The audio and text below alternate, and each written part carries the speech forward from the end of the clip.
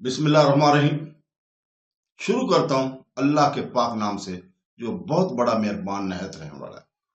دوستو، بہنوں، بھائیوں، بزرگوں، السلام علیکم۔ سلطان محمود غزنوی کی قسط نمبر 106 میں ہم آپ کو خوش آمدید کہتے ہیں، اور اس میں ہم بیان کریں گے سلطان محمود غزنوی سلطان فاتح کی حیثیت سے غزنی میں واپسی۔ تو دوستو، سلطان محمود غزنوی ایک روز سلطان فاتح کی حیثیت سے غزنی میں داخل ہوا۔ غزنی کے شہریوں نے شاندار انداز میں سلطان اور اس کے لشکر کا استقبال کیا۔ پھول کی پتیوں کی بارش لشکریوں پر کر دی گئی۔ یہ ایک شاندار استقبال تھا جو سلطان محمود غزنوی کا ہوا، اور شاید یہ آخری مہم تھی جسے سر کر کے سلطان ایک فاتح کی حیثیت سے غزنی شہر میں داخل ہوا تھا۔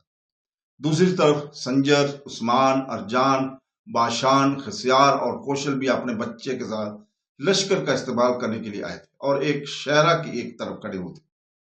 سلطان کے پیچھے پیچھے جب عبداللہ قراتگین اور ادھر ادھر دیکھتے ہوئے لوگوں کی گل باشی کے جواب میں ہاتھ ہلا رہا تھا، اچانک اس کے کانوں میں کسی کی آواز پڑی۔ آواز کوشل دیوی کی تھی جس نے اسے پکارا تھا۔ عبداللہ قراتگین کسی رد عمل کا اظہار کرنا ہی چاہتا تھا کہ سلطان نے وہاں اپنے لشکر کو روک دیا۔ پھر لشکری کو اپنے اپنے گھروں اور مستقر کی طرف جانے کی اجازت دیتے تھے۔ عبداللہ قراتگین اور احمد نیالگین بھی اپنے گھوڑوں سے اترے۔ پھر سنجر، عثمان، ارجان، باشان، خسار اور کوشل کو لے کر اپنے گھر کی طرف روانہ ہوئے۔ سب عبداللہ قراتگین کی حویلی میں داخل ہوئے۔ جب سب دیوان خانہ میں بیٹھ گئے تب سب سے پہلے عبداللہ قراتگین اور احمد نیالگین کو اس کامیاب مہم پر مبارکباد دی گئی۔ پھر گفتگو کا آغاز سنجر نے کیا اور اپنے بڑے بھائی اور عبداللہ قراتگین کو مخاطب کر کے کہنے لگا، بھائی، گزشتہ کئی دنوں سے ہماری بہن کوشل دیوی ارادہ کر رہی تھی کہ وہ آپ سے ایک موضوع پر گفتگو کرے۔ اس پر عبداللہ قراتگین نے کوشل کی طرف دیکھا۔ کوشل مسکرائی اور کہنے لگی، بات یہ ہے کہ میں انہیں بتا بیٹھی ہوں کہ جو ہی آپ اس مہم سے فارغ ہوں گے ہم لاہور کی طرف کوچ کر جائیں گے۔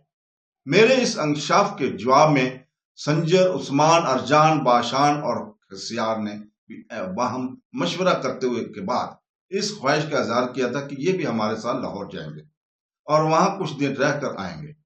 دراصل سنجر جانے کے لیے ہچکچا رہا تھا، ارجان جانا چاہتی ہے، خسیار بھی بڑی بے چین ہے۔ سنجر اس لیے ہچکچا رہا تھا کہ اس کا کہنا تھا کہ چونکہ یہ دکان کرتا ہے لہٰذا اس کی دکان کا کیا ہوگا۔ اس موقع پر عبداللہ قراتگین نے اپنے پہلو میں بیٹھے احمد نیالگین کی طرف دیکھا۔ کچھ دیر دونوں نے آپس میں خسر پھسر کی۔ پھر عبداللہ قراتگین سب کو مخاطب کر کے کہنے لگا، ویسے سلطان کے ساتھ میری مکمل اور تفصیل کے ساتھ بات چیت ہو چکی ہے۔ ہمارے درمیان یہ فیصلہ ہوا ہے کہ جس لشکر نے لاہور میں میرے ساتھ رہنا ہے وہ 2-3 دن یہاں قیام کرے گا۔ اس کے بعد میں اور کوشل اس لشکر کے ساتھ لاہور کی طرف کوچ کر جائیں گے۔ اب جب کہ آپ سب لوگوں کا بھی ارادہ ہے تو چند روز آپ سب لاہور جا کر رہنا چاہتے ہیں تو سنجر کو اس سلسلے میں پریشان ہونے کی ضرورت نہیں ہے۔ دکان کسی کے حوالے کر دی جائے گی۔ اتنے دن اگر دکان کی آمدن نہیں ہوتی تو جتنا اس کا نقصان ہوگا میں پورا کروں گا۔ پریشان اور فکر مند ہونے کی ضرورت نہیں ہے۔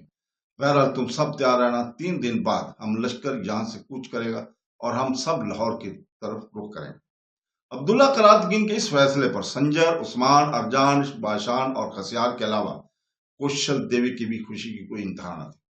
چنانچہ 3 دن بعد عبداللہ قراتگین، احمد نیالگین اور کوشل سب کے ساتھ اس لشکر کے ہمراہ لاہور کی طرف کوچ کر گئے تھے۔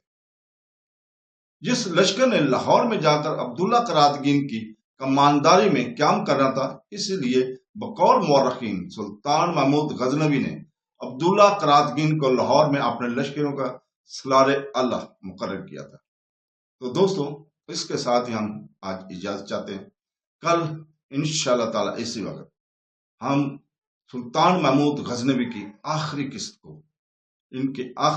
کو آپ کے سامنے پیش کریں گے۔ کل تک کے لیے ہمیں اجازت دیں اور دعا کرتے ہیں کہ اللہ تعالی ہمیں اپنے رحم و کرم پہ، قرآن پاک اور سیرت النبی پر مکمل بھروسہ اور اس کی فالو کرنے کا ہمت عطا کرے۔ آمین ثم آمین۔ اللہ حافظ۔